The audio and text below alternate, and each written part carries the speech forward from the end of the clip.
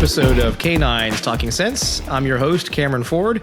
And on this episode, this one kind of came about through some mutual friends of ours and a little bit of social media. And when we connected, I thought this is a perfect time to have a conversation with somebody who kind of gets the rest of us in the dog world. And with that said, I want to introduce our guest, Monty. You have your normal formal name, Jonathan, but everybody calls you Monty, so I'm just going to stick with that for you.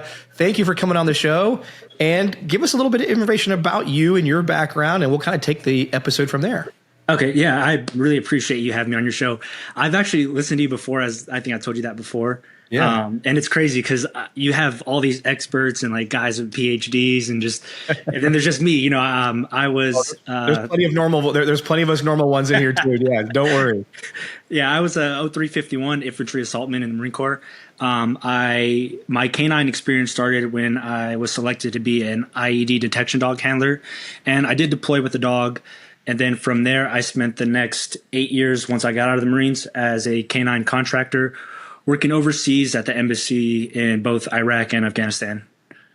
So let's go through did you go through the traditional school at Lackland for your MWD side, or you guys just did the specialized program because of what you did? So explain what that is, so most people who don't know what you did in the Marine Corps and then as a dog handler and what that experience was like as a dog handler.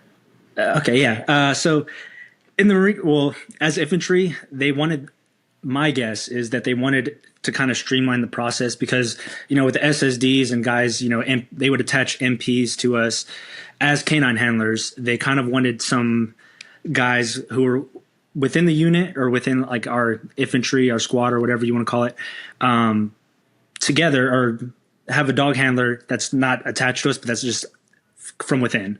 Yeah. And that's where the IED detection dog program came in. And it's kind of, it's a good program. In a sense, I had a good and bad experience from it. The good is that, you know, it does give us, you know, just direct line with the canine. Like, you know, you get a guy who's already in unit, who you're familiar with, to have a dog with you. All these dogs were off leash, so this is completely off leash program. So whenever I jumped over to contracting and I had to hold a leash in my hand, that was a whole new thing for me. Yeah. But overall, the program was, I mean, it's a 1 month course, which is very short. Sure. And then you go through another like 2 or 3 week little kind of acclimation phase whenever you go through, I think for us, it was Mojave Viper, but it's basically like this other month-long training scenario you go through before you deploy as part of your workup. And yeah, so that's about it. And then once that's all done, you just deploy with the dog. So it's very short and limited training. If I remember right, so this, like you kind of said, came out of the need. And the need initially was the fact that the traditional MWD during the Iraq and Afghanistan war had its limitations, such as looking for IEDs on roadways, whether it be approaching structures on target and so forth. And like you just said, most MWD programs at that time were utilizing on-leash, 6-foot presentations, walking backwards, all these things that made no sense to do when we actually got into combat, where we needed some distance and we needed the dog to clear roadways, clear out ahead on structures, whether it's a direct action mission or it was follow-up support and things like that. And you guys, Marine Corps and Army, kind of did their own versions of the same thing, which was to get, in most cases, were most of the dogs in your program Labradors? Yeah. Yep. So primarily labs. Yep. They went spaniels, but just 99% were labs. Yeah. And a lot of them is because what they did, correct me if I'm wrong, but they utilized a lot of field trainers from the hunting dog world that kind of got involved into this because it would require directionals. And that was something that the military was not comfortable with, or they had no experience with, I should say. And the utilization of being able to have directionals for a bomb dog to go out and clear a roadway, to work out maybe, what would you say is the average distance that you guys push a dog out from you to go work? I want to say like the average, it can be anywhere from like 50 to 100 meters. I mean, it's really dependent on the situation. I mean, if you have a clear line of sight with a long road, you can send that dog as far as you want. As long as you can see the dog and the dog can see you. I mean, the sky's the limit, which is kind of crazy to say. I mean, it was a super interesting thing that occurred within the community at the time, because again, without having directionals as something we did, it was a game changer for the, boots on the ground, right? Right. To be able to have a dog range out. Did you guys also do like target clearing? So let's say a vehicle on the side of the roadway, way up ahead, a target or a structure or some odd thing on the side of the road. Oh yeah. You name it, and we did it. I think like it could be anything. I think I did one where we were on a patrol and there was a random like bags of rice that were just sitting there. I'm like, okay, let me just send my dog to go sniff that, because we have why risk it when you have a dog that can go 50 yards out and easily clear that for you. What would be something that sticks out to you in your memory of that was an amazing experience for me and my dog, like some kind of game changing, like a deployment you went on and what you guys did tested you and your dog's ability, but you had a really good outcome and something that you'll never forget from doing with your dog? Okay. I have a really good one. And it's kind of, it really pushed my dog and myself to the limits. I mean, I don't think I haven't seen another dog push to that limit. So I was in a really unique situation because I was at a squad sized patrol base. And so we were very small. We had to cross the Helmand River, by this small little local boat that took us and then hump like 2 clicks up to our little patrol base. And I think one day we got intel from some of the locals that there was possibility they saw somebody out there digging. And for 2 clicks of searching for a dog like that in the middle of August, in 100-degree, she's a black lab, 100-degree heat. I mean, that's pushing her. So we didn't know what else to do, because like that's our route to and from, to get resupply, to egress, anything we did. We basically used that route constantly because we had no other choice. In front of us, there was nothing but, Taliban country, so to say. And so behind us, the river was all friendly, was our main fob and all of that. So I actually remember that dog. I mean, she worked her heart out. We started off, I sent her to search. She is searching everything, going back and forth, following all directionals. It wasn't until it took us about 40, almost an hour to clear that route, which for a dog to work for a straight hour is insane. But I had no choice. We had to do it out of necessity. And so the reason why that's so memorable is because I remember her just being so tired. She's sitting there, she's tired. I'm looking at her. She's still looking up, following directionals. She still has her nose on the ground. And I mean, yeah, she's panting hard. She did not fall. So that's the biggest thing is like, whenever dogs get tired or frustrated because they haven't found anything yet, they'll start falsing on you. And then, then that's a whole nother problem on its own, is trying to, figure out how you're going to continue a search like that. And your dog's kind of giving out on you. But we didn't have that problem at all. She pushed through it. And by the end of it, I mean, she was toast. I had to carry her back to the patrol base because she was just so tired. So if I had to do it again, I don't know if I'd push her that hard, but, I'm glad I did, because it ended up being cleared. It ended up being some guy was just messing around, digging out there just to mess with us, and that happens a lot. Oh yeah, no, they were constantly probing, doing different things to see what the reactions were, how our response was, what TTPs we were employing to deal with some of these things. I'll go back to a little bit. When you were going through your class, how many of the dog handlers that that you worked with, you guys made it all back to the United States, or did you lose anybody from your classes? It wasn't any dog handlers specifically that we lost. For my guys, we did lose our corpsman on my deployment. And that's something that haunts me, because it's a big regret for me, because and this is where, I know we're I don't know how this is supposed to go on a podcast, but I'll kind of dig into it a little bit. Yeah, no, absolutely. This is important. I'm trying to be open about it. Yeah, please. So we were there and we got intel that there might be like an IED or some kind of weapons cache. And I remember, and this is where I had lost confidence. I wasn't, I was a boo. I was a new guy. I was barely 18. I went through this 1-month course. I barely had any experience with this new dog that I got, because I went through the course with one dog. And then by the time I got deployed, I had a whole nother dog. And so that's crazy to think about now with my current experience. Yeah. But yeah, so we went up there and honestly just, when we first got there, there was a lot of environmental issues that, I didn't think about because I just didn't have the knowledge. But, and by environmental issues, I mean, there's just like, she was falsing and she did a couple other things that kind of shook my confidence. And so, that's when we went out to go search this intel that we got. And so we're on this roadway, and I remember specifically like these are off-leash dogs. And I remember being told that like, if they're on leash, they're not really working. But as you know, as well, and you can correct me if I'm wrong, they're always like, if they are on something always on the time, it doesn't matter what they're doing. If they're on leash, off leash, doesn't matter. So I remember her showing change, but I didn't want to call it because I'm like, well, she's on leash and it's kind of hot. It's been, we're 2 hours into this patrol. And that was a mistake, but we did lose our corpsman. And so was it an IED in that area? And yeah, it was a DFC, a directional fragment charge, or a DFC, a directional fragmentation charge, like right behind me. It ended up taking out one of our guys, and it basically, almost sent two other guys home, and we were standing right on top of it. And that's what I had guys who I worked with, because go through the same thing. And what you're highlighting is the part that we as dog handlers end up carrying with us is we have to make decisions based on what we see in the dog. And it's hard to know we can trust what we see because there's a lot of things that look like this behavior, right? Mm-hmm.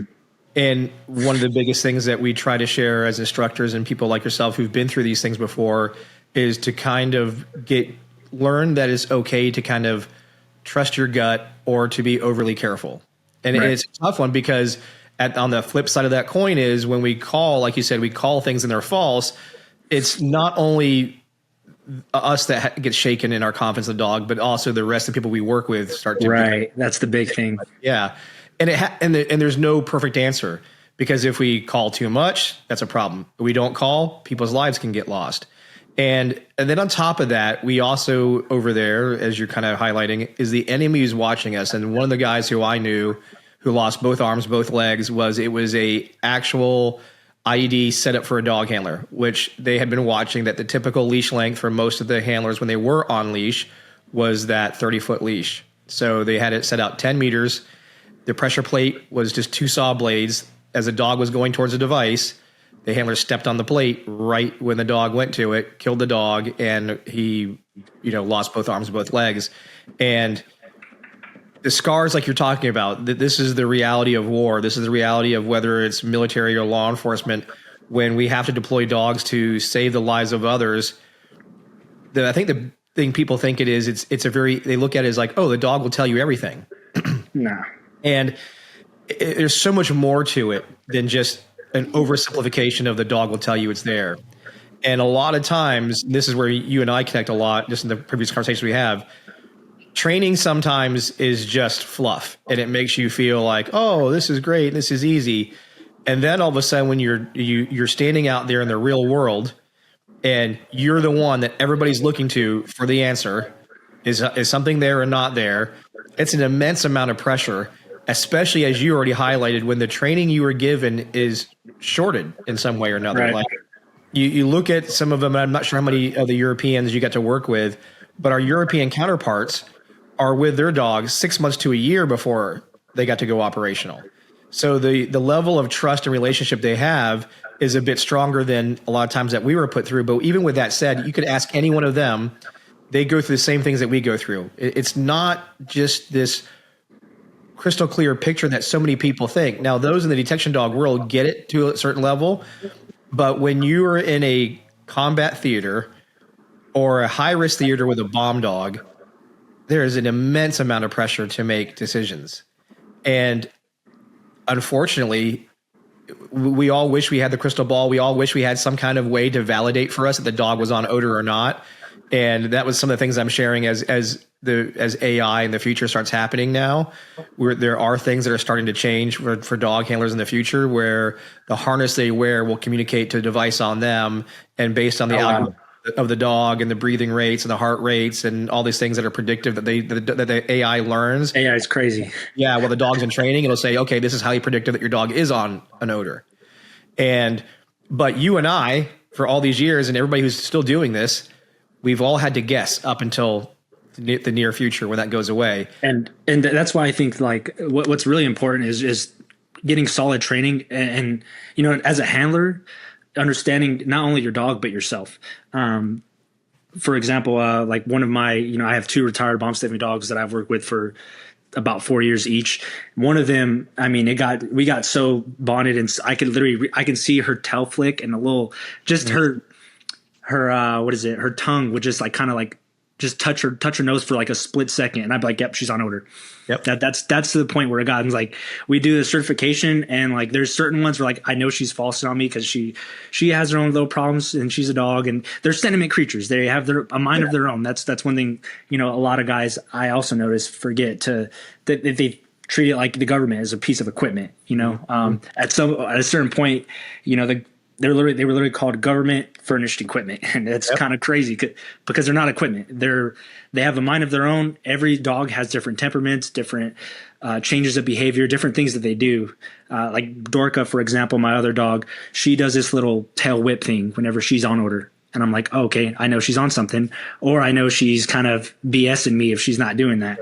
So training comes in. Ford Canine is excited to announce we have 2 great events upcoming here at our facility in Santa Rosa, California. The first is in July 15th through the 18th, and that is our Advanced Detection Dog Seminar. This seminar is open to all detection dog disciplines, and it's for teams that are fairly advanced in their skill set. On top of this, if you have a fully trained explosive detection dog or firearms dog and you're looking for a career opportunity with Stratus Canine, attending this event could get you selected to work for Stratus Canine. Our detection dog handler course, which is August 4th through the 15th, also is open to all detection dog disciplines. If you have a partially trained or even fully trained explosive dog or firearms dog, you are also encouraged to attend this event if you're looking for employment with Stratus Canine. We will also offer some select scholarships to individuals who qualify to attend these classes for employment with Stratus Canine. Make sure you either go to fordcanine.com or stratuscanine.com and fill out an application, so that way we have your information. We'll review it. If you have any questions, please contact us. And we look forward to seeing you all sign up in one of these 2 events and maybe even get a job with Stratus Canine. Yeah, and you're highlighting the things that I try to share as important factors for people to think of. Is what you just described to me is what I fall under, I call predictable, repeatable, reliable. Right. These are things that are constantly happen when my dog is in odor. And once you know those, and you get to know those by being around your dog intimately, by being around them all the time. And the comment I make in a lot of my classes now is I can go to every handler and go, I guarantee you all can describe to me the moment when your dog's ready to take a shit. You guys all know all those little things a dog does to you. You know, it's blowing kisses at you. It's like, I'm ready to go. And we're really good. We know those things. But what we struggle on is that, how do I know my dog's on odor versus it's smelling a piece of garbage or another animal in the space? And so I strive, because of the lessons learned that you shared, that it's important for us to challenge ourselves to get good at reading our dogs. And a lot of times, the other part that you highlighted in that conversation was also the huge value of blanks and the importance of rewarding the right answer. When my dog searches its ass off, does a really good job of a search, and there's nothing there, and the dog correctly showed me nothing was there, I reward that. I reward the correct omission signal. There's nothing here, Dad. Good. Now we're going to play. We're going to do something. And something that kind of gets there, that's enjoyable for them, because running blanks for them is honestly, after a little bit, it gets boring, and you can tell they're like, all right, I'm kind of done. And then that's when you as a handler have to realize that and be like, okay, what can I do to entice the dog to want to do more, to want to work, to be more excitable, to actually want to, continue searching. And that's where, you as a handler come into play. Also, another thing I want to add on that is that's where, good pairings of teams come into play as well, because sometimes you'll get handlers who are, you'll see them with a dog, and like sometimes this dog needs a lot more praise, a lot more just somebody who's animated, energetic, and compared to a different dog who honestly doing all that would be overstimulating for them. So whenever you have a bad pairing like that, you can immediately tell, like, the dog is not wanting to work with the handler, and then it kind of goes up leash, and the handler is like, all right, like, this dog sucks, but it's not really the dog. Not always. 99% of the time it's not. Sometimes, you have outliers, but 99% of the time it's just understanding your dog and what you need to do to be able to get that dog to work. And you're right. Look, I mean, all humans, all dogs, we're all different. And there's, just like you said, there's some amazing matchups, and there's sometimes that, hey, it's just not a match. It's like it's like the dating world. Sometimes I get this dog and handler aren't a couple. We got to make a switch here. And then there's a better outcome when we do that. And it's hard because as humans, we get that first dog you're given, and I bet you can relate to this. You get attached to the dog, you're doing everything you can, and then all of a sudden they're like, yeah, we're going to make a switch. And you're like, it's hard. The trainer in you, it's always hard to give up on that particular dog for whatever the reason is. Let's say the dog is maybe environmental issues, or the dog is showing you some progress in training, but it keeps reverting back. And sometimes we got to say, hey, look, this isn't the right job for this dog. But as the human, we've invested. And then if you're the handler, you're even more invested because you're invested emotionally too, which is a harder thing to let go of. But to make the right decision and put a good team together is going to be what we have to do. And sometimes that's a hard decision to make. But doesn't mean the dog's a washout. Doesn't mean the handler sucks if we have to make switches. It just means it's just not the right kind of chemistry. Right. But we have to be realistic enough to say we need to make a change, because at the end of the day, in this particular field, lives are on the line, and we want to do the best we can to have that functional, reliable team in place. And it's, we could go on a lot about these missions because they taught us so much. And I'll kind of just go into, is there another experience that you had, and you can take this into the contracting world. Let's go to there first, actually.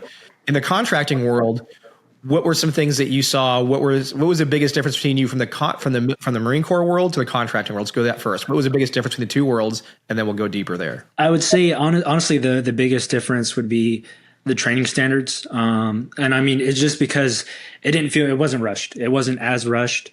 I mean, it has its cons, but there's definitely a lot more pros as far as, like I went through a whole training course for about a little over a month with my first dog before we even went to go certify. So then we had to pass this test and work together for a month. And then after that, we went to another 2-week little kind of training certification course through the State Department. And then from there, and this actually, they kind of imposed this in Iraq, which a lot of handlers were against it. And to be honest, I thought it was a really good idea, because whenever dogs might do great, whenever they're, here in like a nice, clean training facility doing testing, and all the odor is pristine and brand new, and nobody's touched anything, and there's no contamination, there's no it's AC'd and all this. And then they get overseas, and like in Iraq, where dead heat summer, all these sounds and, people moving and different parts going around, and the dogs just simply,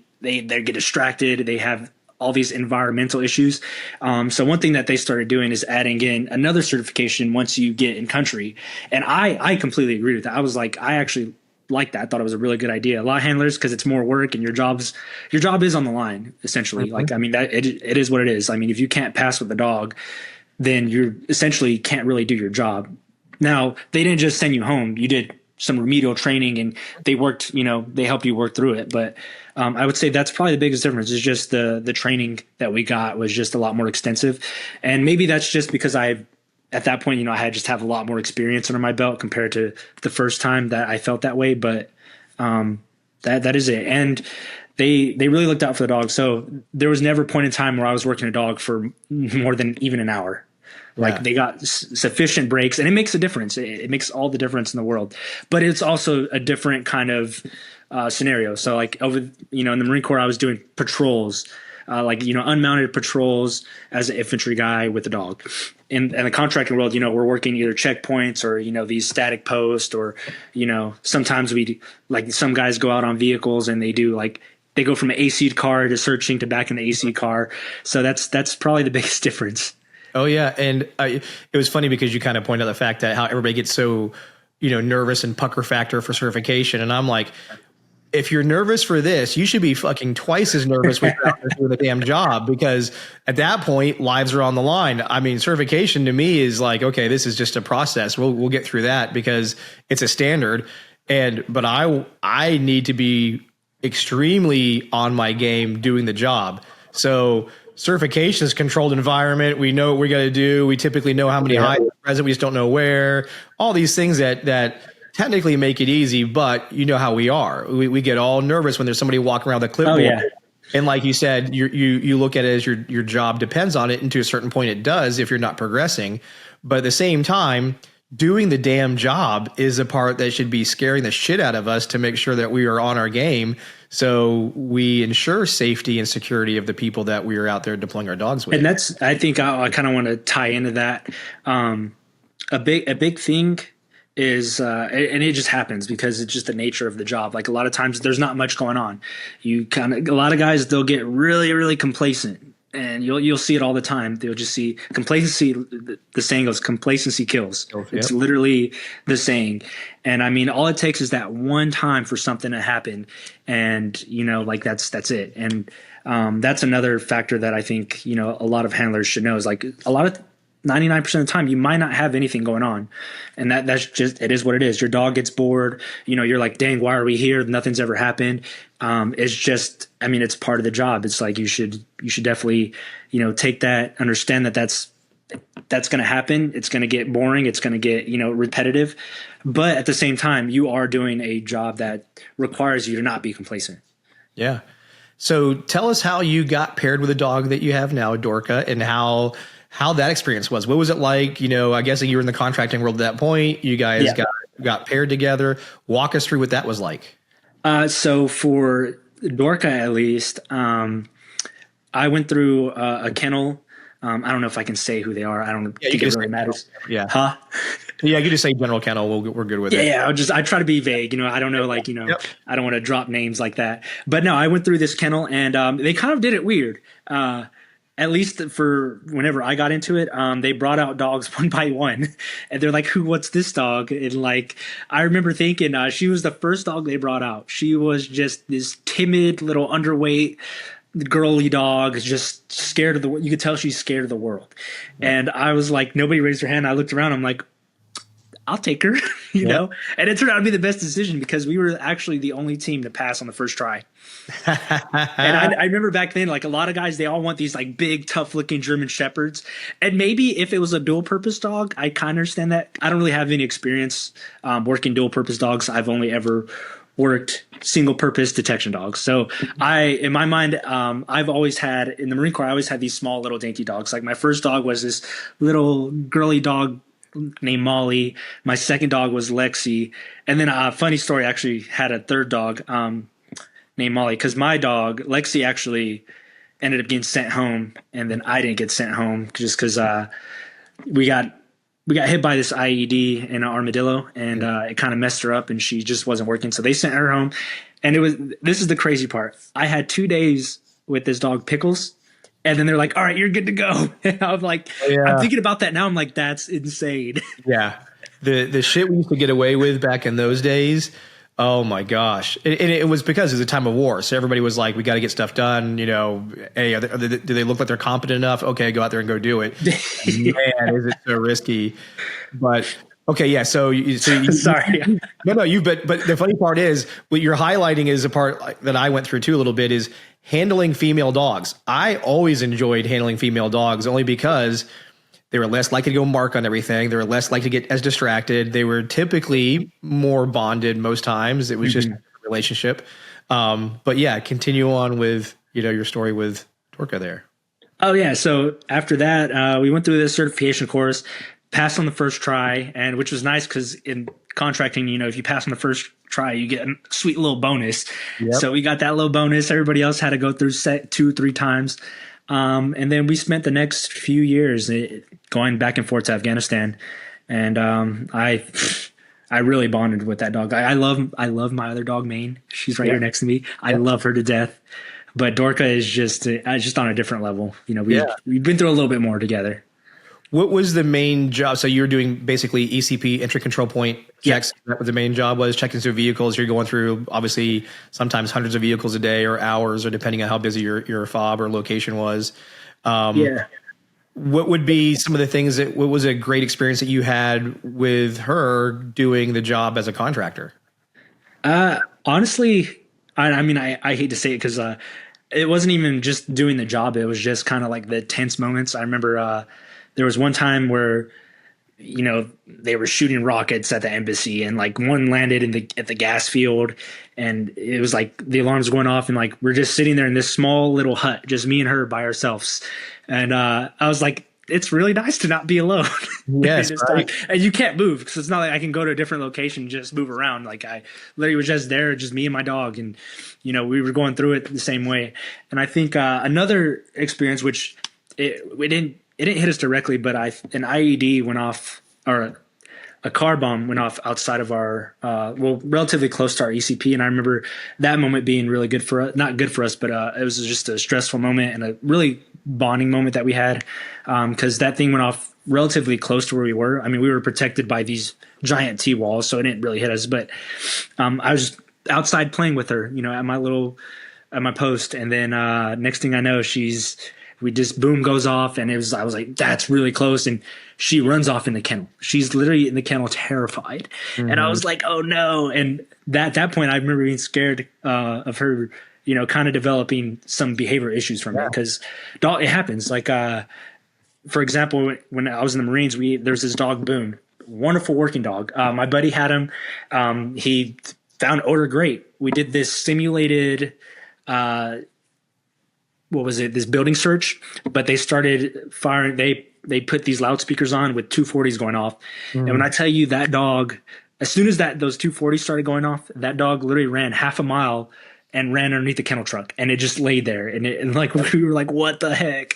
You know, so dogs experience kind of the same stuff that we do as well. Oh, for sure. I mean, there's a whole thing now at Lackland for basically the PTSD of dogs at the medical center there. So you're absolutely right. It happens, and it's tough. And it kind of goes to the point what you shared there too, is, so you've probably heard it many times within the working dog community. It's very common in the police dog world, more than I would say anywhere else, but it's a matter of fact in the military world. But what I'm getting at is, we're always told, kennel the dog. If you're not working it, kennel it, keep it away from you. It needs to work for your affection. It needs to work for your love.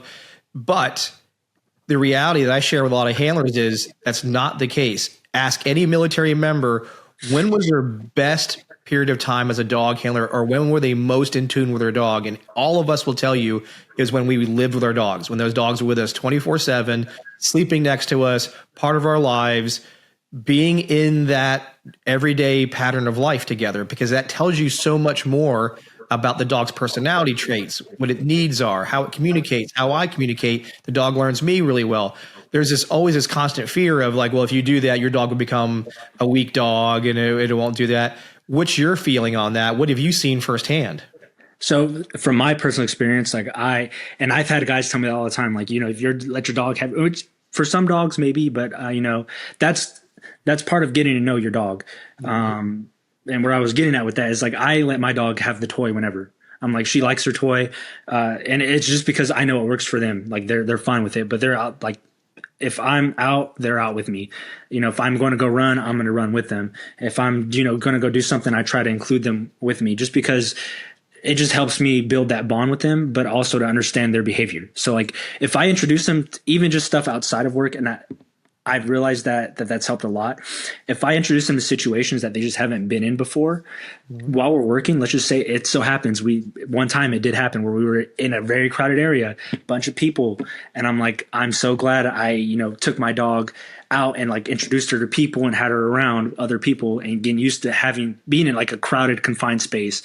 Otherwise, she probably won't be able to work as well. I mean, it's just the nature of it. And that's generally what a lot of training is just introducing the dog to new scenarios. So that way the dog's familiar with it and they can work. The simplest thing in the world is literally like, I think a lot of these dogs, whenever we moved from Afghan to Iraq, in Afghan, we would have the doors open. They'd always open the doors. The dogs were able to go in the car and search. When we got to Iraq, we realized that that's not SOP. It's just not part of what we did. And so it would mess like a lot of these dogs that never experienced that before. They're like, there's a line of cars, but the doors aren't open. And they're like looking at you weird. They're acting a little different. You're just like, And so if one car had one door open, they immediately showed the most interest in the world. And then some guy, I remember somebody called it. Somebody's like, oh, it's in there, but the dogs never experienced that. It's a new experience for them. So I think that's super important. But for me, honestly, like I would keep them outside the kennel. I let them do whatever. And there's a difference between, home, play, and work. And they know that. So that's making sure that, not only that, but that they understand that as well. And it's important to build that trust and confidence. And you have to do that by being around each other. I can't lock you in a box and then expect you to be a great performer or me to know about you or the dog to have trust in me. Because just like you said, the real world's going to throw some weird stuff at you. And if you haven't navigated some of those things together as a team, and this is your first time experiencing it while you have to do the job, you're already behind the 8 ball. So, yeah. And like, it's crazy because like I've worked with guys who literally take their dog out to do a search, put them back in the kennel, and they don't touch them.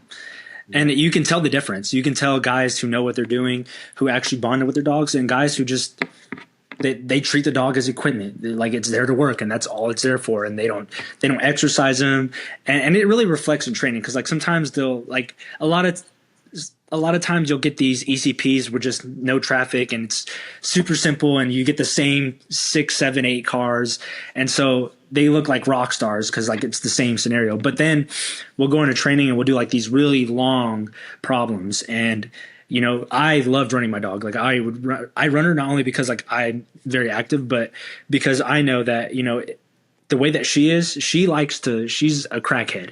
She literally would just run around like crazy. She has it's 0 or 100. That's all she has. So as long as I kept her in shape, she could work longer and better. It's just more for me. It's an efficiency thing as well. So it's like my dog is in better shape. She's, acclimated to, being outside the kennel, being around different people.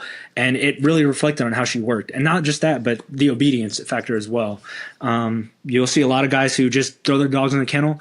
They act up because they don't really have that good of obedience because they're always in the kennel. They're in the kennel, and then they're like, oh, I get to get out of the kennel. And they just, they're going crazy because that's their only time they get out. Are you looking for an opportunity to become a professional detection dog handler? Do you already have a fully trained explosive or firearms detection dog? We want to hear from you. Come join us at Stratus Canine and go visit stratuscanine.com. That is STRATOSK9.com. Fill out a job application with us. We will review that application and be in touch with you. We look forward to having you join Stratus Canine and be a part of our team. You got it. So they're full of all kinds of energy and ready to take off and go do stuff. I mean, which is why I think the one side of the argument says, oh, this is really good because all the dog wants to do is work because they've been locked up in a box all the time, versus letting them go, there's a way to work and there's a way to work efficiently. Exactly. And what we want is highly efficient work, not just a crazy crackhead searching dog who go all over the damn place and we're trying to manage it and we don't have outs and we don't have all these things that are typical problematic aspects for good continuity of a team. So no, this is some good information we're sharing. Now, with that said, what would be something that you think what would you share you feel is important for handlers to know, especially those, since we were talking about offline, in the contracting world? What advice would you give somebody who's either been doing this for a little while, but more importantly, somebody who's coming into this?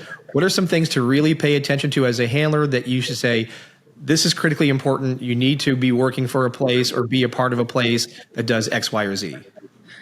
That's a good question. All right, I'm trying to think real quick. I would say as a handler, just being very, and I mean, I don't know if this is exactly the answer you're looking for, but I would say being open and receptive as a handler. That's a big thing because a lot of guys will come with this resume. You and I actually talked about this. Actually, you're right. They'll come in with this sweet resume. They'll have like years and years of experience, and like you're just like, wow, on paper this guy's a rock star. And then he gets out there and he doesn't know how to hold a leash, or he thinks he knows what he's doing. But honestly, like the contracting world, the military world, police world, whatever, different canine. I mean, even just general training, it's all different. You're going to have different scenarios, different set of rules, different SOPs, different, it's just different. So whatever experience you bring in is helpful, but don't be stuck in that mindset. Like, this is one way or the highway. And you'll get a lot of guys who come in like, oh, like they'll talk back to trainers and they'll be super close-minded because like, oh, I've only ever done it this way before. And clearly it's not working. Clearly you need to do something else because the scenario is just not the same, or the dog's not the same, and you can't do the same things with these dogs. I think compulsion is not a thing in the contracting world. It's very, very minimal. And I honestly, I don't disagree with that. I agree that, like, you know, you don't need a lot of compulsion with dogs. If you are decent as a handler and you actually kind of work with your dog, there's really no need for hardly any compulsion at all, to be honest. You don't need a heavy hand when you got a good relationship. Yeah, but there's guys who you can tell they don't know what they're doing, and it's just a lazy. To me, it's literally lazy, just yanking the dog up real quick and like helicoptering the dog. You've heard that. I've seen that happen before, and I'm just in front of my. I'm like, I was looking at that. I'm like, that's crazy. Yep. And you know, some dogs are a little tougher. You do need to be a little heavier on the leash, but there's never a need for, you know, anything like that. In my opinion, that's just my opinion and my experience. Yeah, you just got to have no good expert. Yeah, no, you got to have good communication. And again, with a trust, you don't have to do things. You can't make a dog search. You can't force a dog to search. You can't. So the dog doesn't do something. Nothing that you're going to do is going to make it happen, other than having a good relationship and good communication between you and your dog. The really important thing I love that you were saying was just the fact that we have to come into things with an open mind. You know, some of us may reference like, my trainer says this and my trainer says that, and I was taught this way or I was taught that way. Well, guess what? None of that shit's here. Right. All here is you and your dog. So let's solve the problem, or let's get better, or let's improve where we're already good at and see how far we can go forward. And, you know, for me, I don't want to. We all learned from so many different people. So I can't even, at the end of the day, you know, even if it's a new handler, they're not just learning typically from one person. You know, with this day and age, with online and all kinds of stuff, there's lots of ways to get information. We just have to have accountability. And, you know, so not only having a good open mind, but being accountable for our own actions and where we're at, and be willing to be flexible and accountability to be, how do I improve? You know, give me tips. What do you guys see? And just like you said, with an open mind, you'll receive these things really well and you'll progress great. But if you put up a wall, or you get defensive, or you get really upset because you didn't perform the way you thought you should, you're just inhibiting your own growth. And it's not just your own growth, but it's also the dog's growth. I mean, like, especially if you get paired up with a green dog, I mean, how are they going to learn when you're doing your own thing, but, you know, they're taught this whole different way. And that's why it's important to be open-minded, because you simply, I mean, you just can't, things just don't work. For example, I have a really good example. Dorka, she does not do well with compulsion at all. Like, any kind of compulsion, she shuts down. And for me, like, I'm a guy who came from a no leash IED detection dog world, where, you know, hand and arm signals are the big thing. We had this whistle, to having to almost 99% of the time be on a 6-foot leash. And I knew that, but I spent the first like 3 or 4 years just learning as much as I can, taking what I can from different trainers and what I liked and didn't like. And then just, this worked for this dog, and I saw that this didn't work for that dog. And then I learned my dog Dorka, because we were together for years, so I knew her so well. And she had a problem with diesel fuel. So, you know, she would love to just show a little bit of interest in it, because it's mixed with Enfo. Enfo is mixed with diesel fuel. So whenever they isolate diesel fuel, she'd be like, oh, this is interesting. But she would never actually alert on it. And there's this one trainer who simply did not like that. He did not like that she showed any interest in it. So I kept telling him, I'm like, it's okay. I challenge her. She comes off it. No big deal. He's like, no, she needs to show zero interest on it. And I'm like, I don't think that, you know, like, I've had her for a few years now. She's good. And he's like, hand me the leash. And I was like, one of those guys. So I handed him the leash, and I love Dorka for this, because she went and he presented, and she put her nose in it, and like, he gave her a hard correction. And then she was like, okay, I'm done. And she completely stopped search. She refused to search for him. Like, she's looked up at him, and he's like giving her the command to search. And it's crazy, because she's just like looking at him like, I'm not doing this. And he's like, take the leash back. As soon as he had to be the leash, she saw that. And she's like, wagging her tail, and she's like, okay, I'm ready to go back to work. So yeah, it clearly shows that sometimes we don't see, we think we see what the problem is, and that wasn't the problem. Right. His point of view, and then what is the potential issues that you're going to deal with because you think this is the way to fix it, and the dog's perception of what that correction was for is not what you think it's for. The dog's not going, oh, it's the diesel. It's like, no, this asshole grabbed the lead to me and corrected me for that. Fuck that guy. I don't want to do anything with him. Yeah. And for other dogs to be like, searching sucks now because I have to worry about getting corrected. Think about anybody who's working for somebody else. If they have to constantly fear that something's going to happen to them for making any kind of decision, and you don't necessarily know why you're being corrected, you just feel it's in some way you feel it's unfair, right? So Right. therefore you're inhibiting your work because you can't quite tell what's going to get you hammered. So you just start working a whole lot less because you don't know. Well, then that gets you hammered too because now you're not working. And, so dogs are very similar. We have to construct training that shows them what we want, and clearly 100% force isn't going to make it happen. And you'll see that. Sorry, I don't mean to interrupt you, but you'll see that with a lot of handlers. They'll be, because they just don't know. They don't know what they're doing, and they don't know how to correct a behavior that they just don't like. And so, the easiest way to do it is just let's use compulsion. Let's use negative reinforcement, and it might correct the problem in the moment, but from what I've seen, it's always created a bigger problem later on. For sure.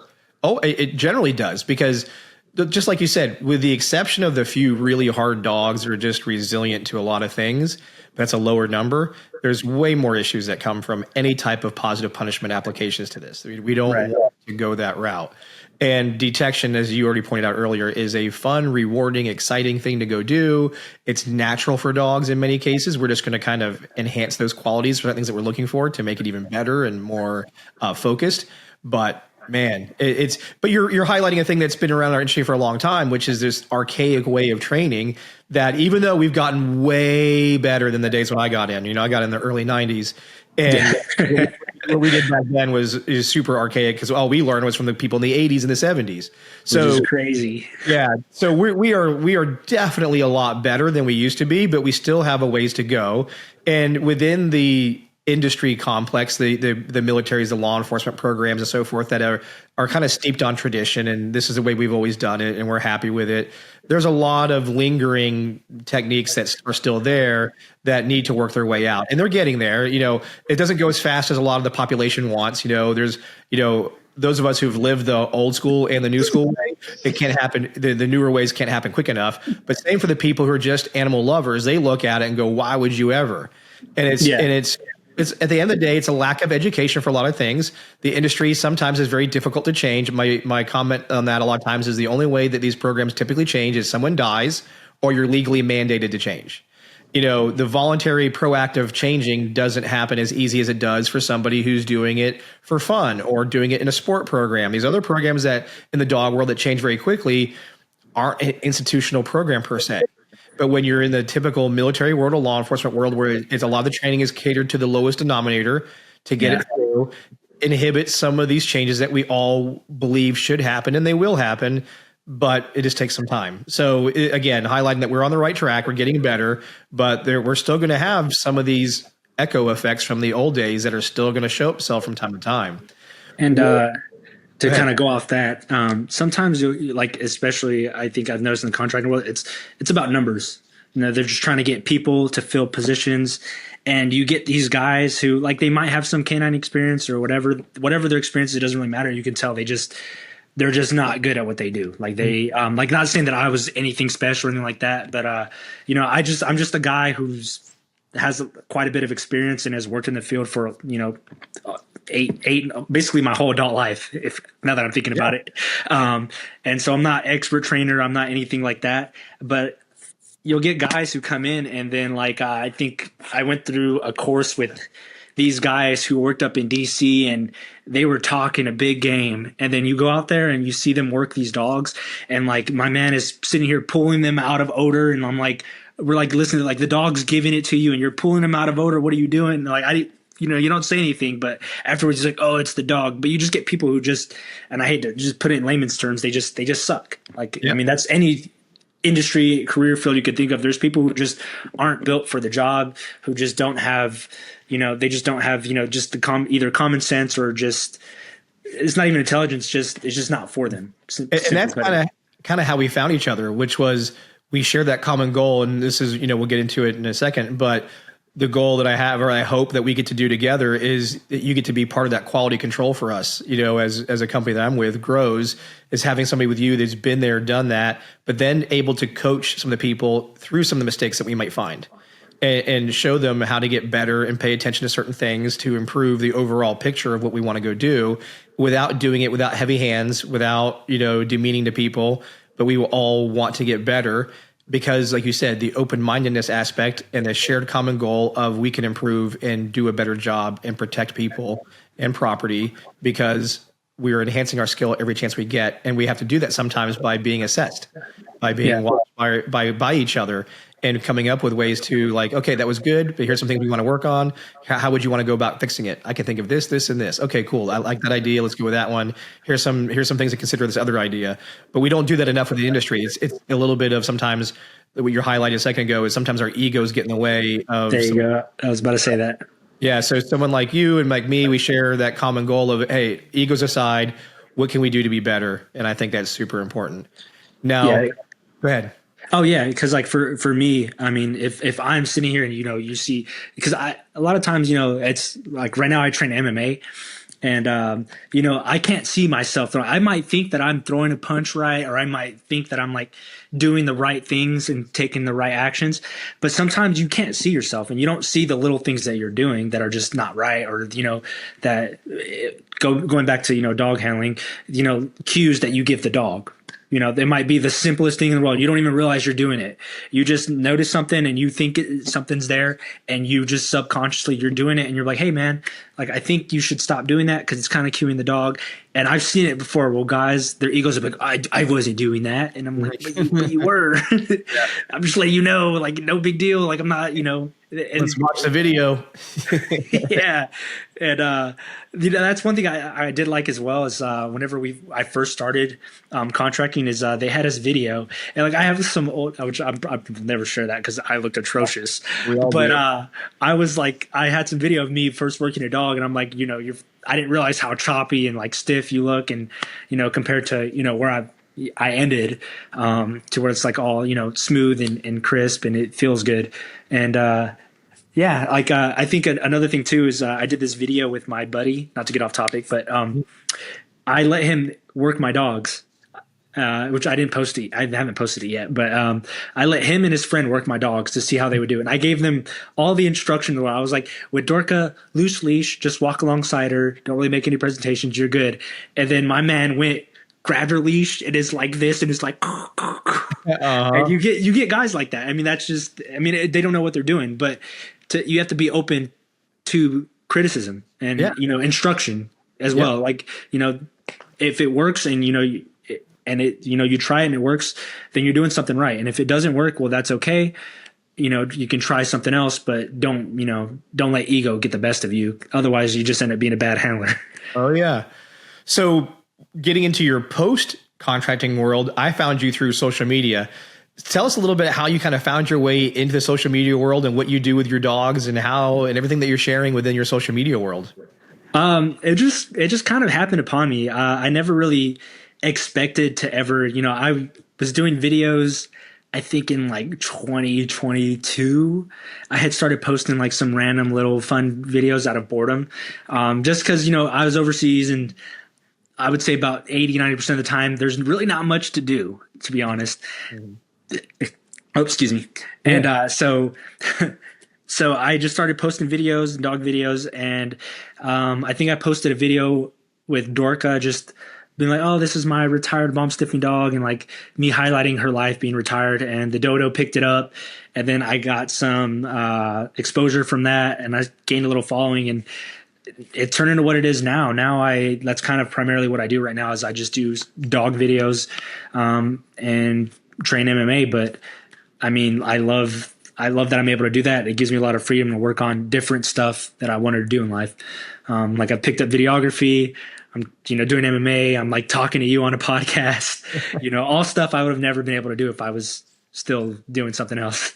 Well, and you're sharing the part that I love, which is the humanity between us and our dogs. And you're showing yourself going everywhere with your dog, sharing experience with your dog, and that's, I think, what resonates with people. They want to see someone being normal with their dog. Of course, they love training, but by far and away, almost every social media page I see that does really well on social media, it has a heavy connection to the everyday life with their dogs and doing the fun, silly stuff with their dogs. It's not always, and it's hard as a trainer and a business person to go, oh, I have to be cute and silly with dogs. But now we're sharing spa days with our dogs on social media. We're gonna get I'm guilty. Yeah, blow dries, a whole 9 yards, having a puppuccino afterwards, all that stuff, riding in their car with their head out the window, sniffing the air, all the stuff that we know is fun and enjoyable with our dogs. I think I love the fact that you share that, because you took a dog who came from that, I would call the hardened world of being a working bomb dog in a war-torn environment, and come back to the United States and then share, hey, we do fun stuff. We do this, we do that. And as, like you said, your background, your dog's background, you're normal people doing fun stuff with your dogs.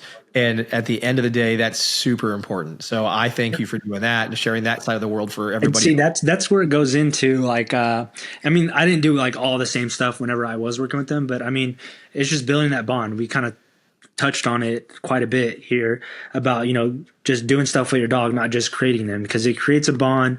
And not only that, they're just better dog. They're happier for it, and they're more eager to work. I mean, that's just, especially with detection. I mean, it's like you said, it's a fun, engaging experience. It should be a fun, engaging experience for them, because if you take the fun out of it, what's the point of it for them? It's the same as us. It's like, okay, if I'm not getting paid for this job and I'm just here doing this, and I'm here, like it sucks. So it's the same exact thing for them. Their reward isn't money. It's, it could be praise or toys or whatever the case may be. Absolutely. No, it's super important. And so taking this to the end here, we spoke offline, and I hope you're still game for it. I would love to still have you come out in August to the handler course that we have going on, mostly just to be, like you said, for the fun of it for you. And then, but also I think it's just sharing these experiences with people and just kind of being another person for someone to talk to who's kind of been down that road before. And, I look at it from the position I'm in as a good person in the right position makes all the difference for everybody else. It's the same thing that happens when we get somebody who's toxic in the environment. And then 100%. Yeah. So we're looking for, what I'd love to have is somebody like you in there who's doing what you're doing, and we change the culture, and it turns into more of a positive experience. We're there to support one another and to, most importantly, get the job done. So first of all, again, thank you for taking your time to come on here and sharing some of your stories. And I'm sure we'll have more in the future. But how do people find you? I mean, I know I found you, but share with how can people find you on social media? Where they got to go do that? So on Instagram, my username is Dorka_Bell. And then I do Facebook right now. That's primarily the two that I'm using. Is I do YouTube, but not as much. But Dorka Bell on Facebook, and then Dorka MA on TikTok and YouTube.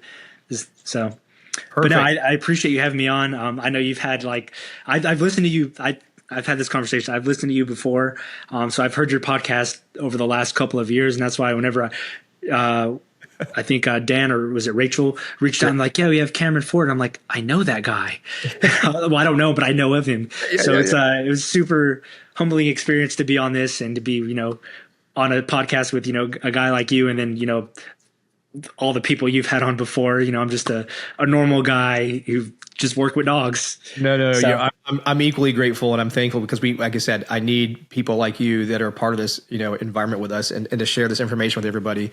So that way, again, we are helping the common good. And it's always comes down at the end of the day, it's taking care of the dogs. And that's the part I really, really care about too. Yeah. And I'd love to come in August, and we can set that up. But not only that, just to come and experience it, but I'm open to learning. Cause like I said, I'm no expert. I love learning new things. It's kind of on the path I'm on at the moment, but it's throughout my whole canine experience.